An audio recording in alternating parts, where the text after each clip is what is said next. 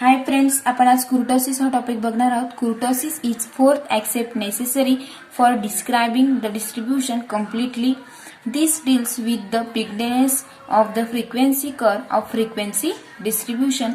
The two distribution may have approximately same mean, standard deviation and coefficient of skewness, but different kurtosis.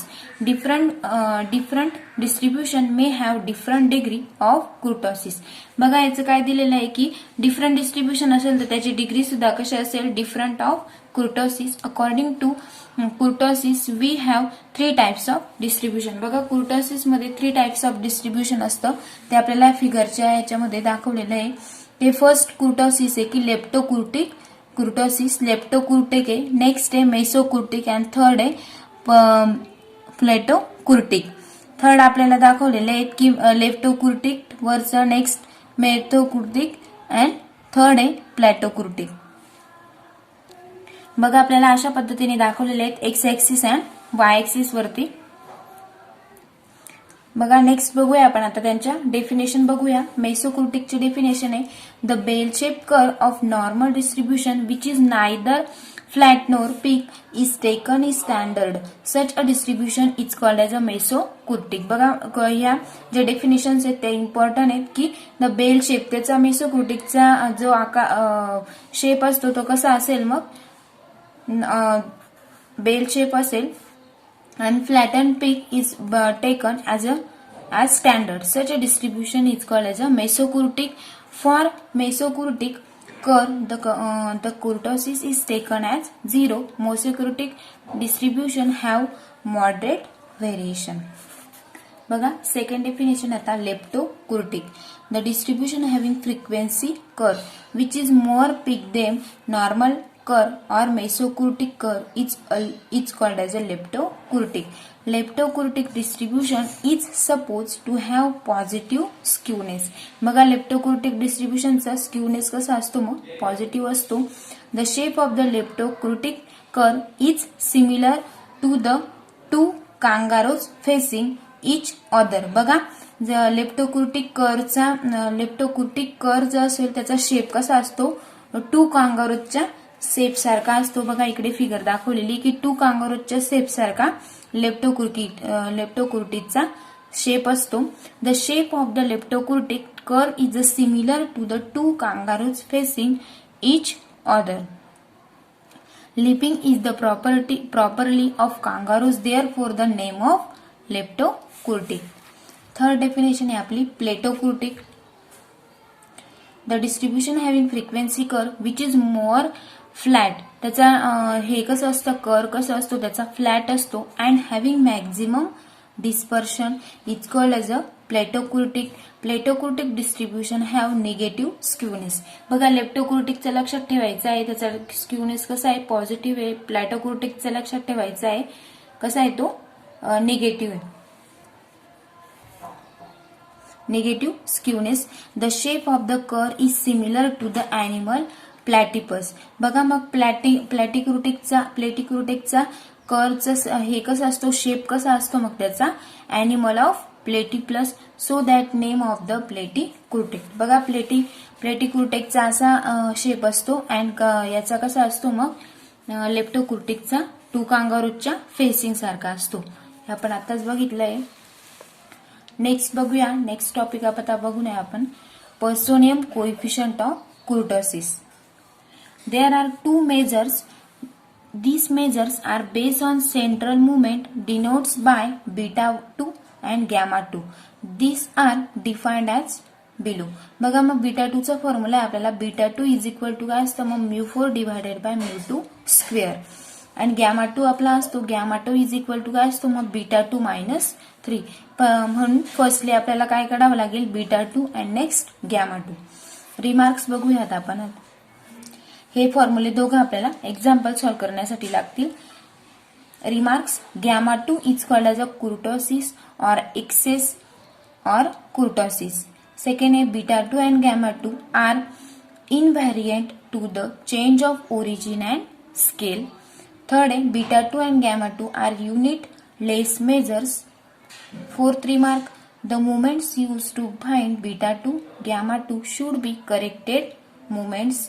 Fifth note आहे आपली, fifth remark आहे आपली, if beta 2 less than 3, जर आपला beta 2 less than 3 असेल तर मग काय असतं, that is gamma 2 less than 0, the distribution is platykurtic असेल.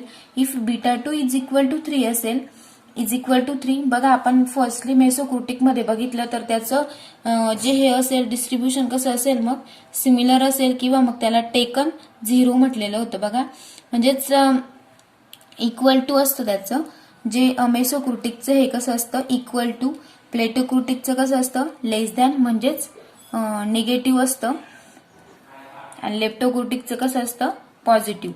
If beta 2 greater than 3 that is gamma 2 greater than 0, the distribution is leptokurtic. हे आपण डेफिनेशन मध्ये सुद्धा बघितलेलं आहे की प्लेटोक्रुटिकचं निगेटिव्ह असतं आणि लेप्टोक्रुटिकचं कसं असतं पॉझिटिव्ह.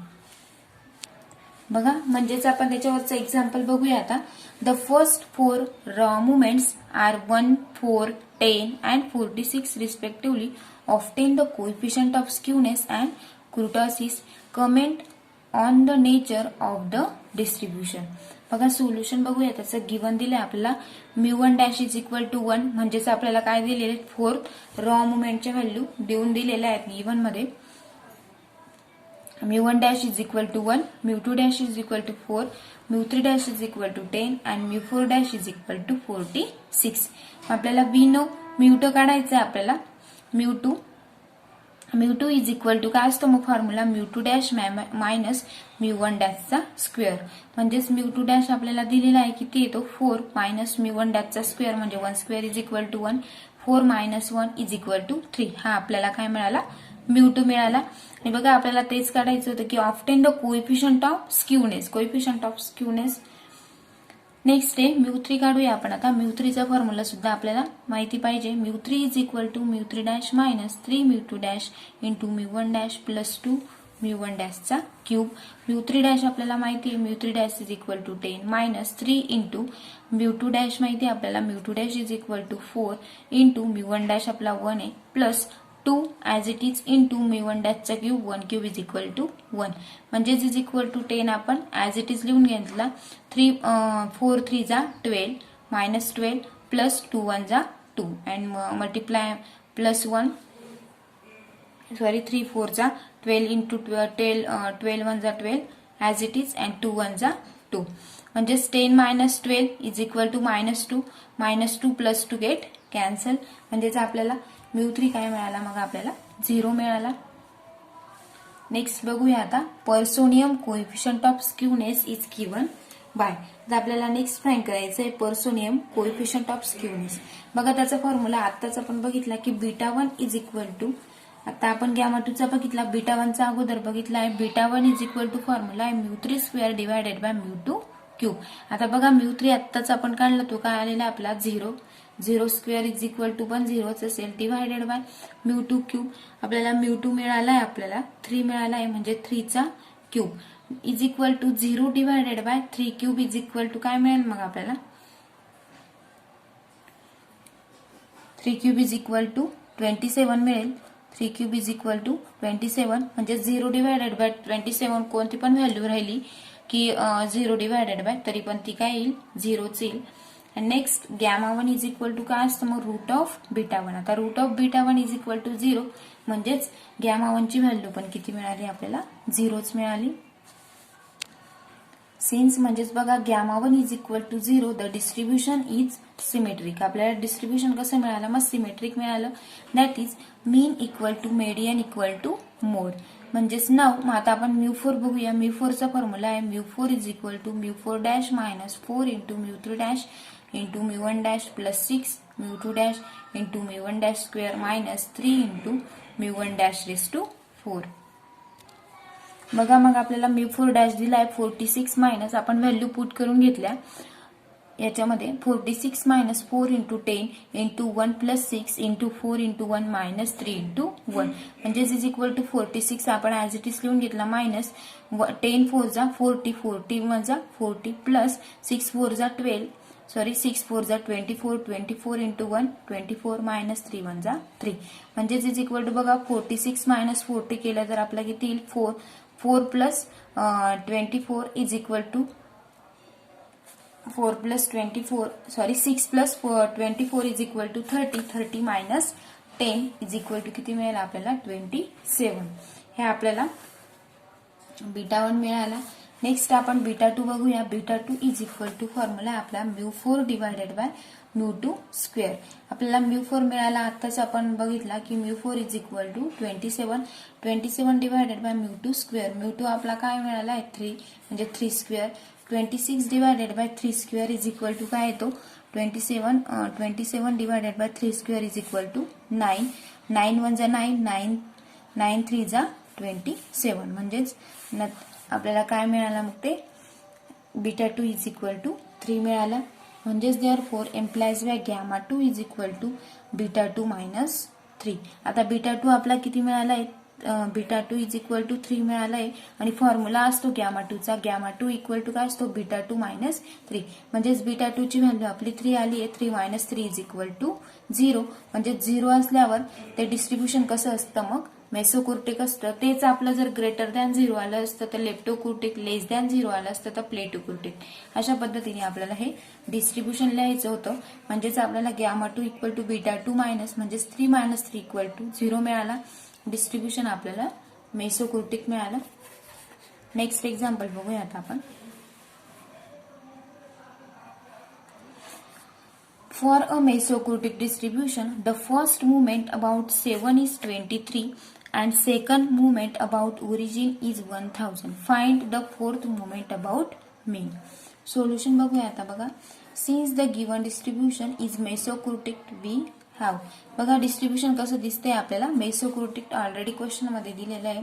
मग बीटा 2 इज इक्वल टू काय असतो बीटा 2 दिलेला आहे आपल्याला. Beta 2 is equal to 3 implies by beta 2 is equal to 3 implies by μ4 divided by μ2 square is equal to 3 आणि μ4 इज इक्वल टू दिलेलं आहे आपल्याला 3 μ2 स्क्वेअर. पण इक्वेशन त्याला फर्स्ट दिलं. First moment about 7 is 23. बघा फर्स्ट मुवमेंट दिला आपल्याला 7 इज 23 दॅट इज μ1 डॅश काय घेतलं आपण 7 first movement is equal to किती दिली आपल्याला 23.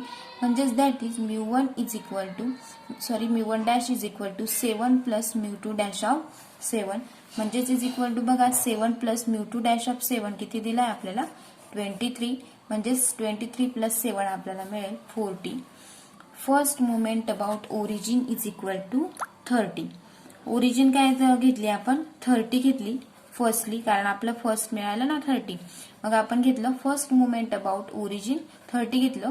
Therefore μ2 is equal to μ2 dash minus μ1 डॅशचा स्क्वेअर. हा आपला फॉर्म्युला आहे. मग μ2 डॅश आपल्याला सेकंड मुवमेंट दिलेली बघा 1000 दिलेली ती सेकंड मुवमेंट आपल्याला 1000 दिली मायनस μ1 डॅश आपण फर्स्ट काढली ती किती काढली 30चा स्क्वेअर आपल्याला फॉर्म्युलानुसार करायचं आहे. म्हणजेच is equal to 1000 minus 30 square is equal to किती येतो 900. 30 square is equal to 900. 1000 minus 900 is equal to किती मिळाला आपल्याला 100. म्हणजे substituting the value μ2 in equation 1. बघा आपण इक्वेशन फर्स्ट हे दिलेलं आहे. इक्वेशन फर्स्ट मध्ये आपल्याला कशाची व्हॅल्यू पुट करायची μ2ची. μ2 इक्वल टू आपल्याला 100 आला आहे तो आपल्याला इक्वेशन फर्स्ट मध्ये पुट करायचा आहे. म्हणजेच इज इक्वल टू बघा μ4 इज इक्वल टू 3 μ2 स्क्वेअर हे आपलं इक्वेशन होतं. μ4 इज इक्वल टू 3 μ2 स्क्वेअर म्हणजेच is equal to 3 into μ2 square आताच आपण काढला इंटू म्हणजेच μ2ची व्हॅल्यू काय होती आपली 100 म्हणजे 100 स्क्वेअर.